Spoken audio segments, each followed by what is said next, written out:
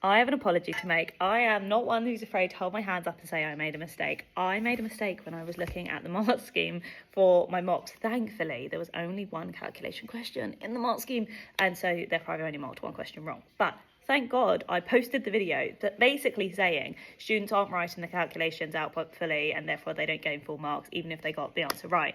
And I thought that meant they couldn't get the full marks because I'm sure they did change it at some point. They took away that, basically there was a line on the mark scheme that used to say if there's a correct answer, that's all 5 marks.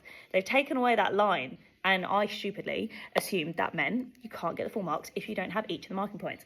I've gone back and reread through the entire mark scheme because there's always a bit of writing at the start of the mark scheme, which I actually tend to skip over a little bit, mainly because obviously I've got so much to mark and I just go to the actual individual question mark schemes.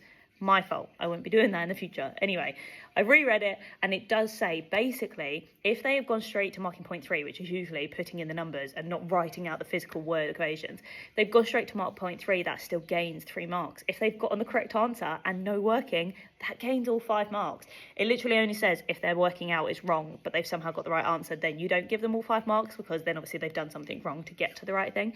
But yeah, basically, I was wrong. I have learnt something. Thank you so much to the power of the internet for teaching me. I am going to have to go through my big stack of papers and find this question in all of them and just make sure I've marked it correctly. But like I say, thankfully, there was only one question out of this entire, because it was biology. There's only one calculation question that I will have done this wrong to. The rest, I'm going to hope that I was marking correctly because I do have experience in marking, just not as much as you lovely people have. So yeah, thanks so much, internet.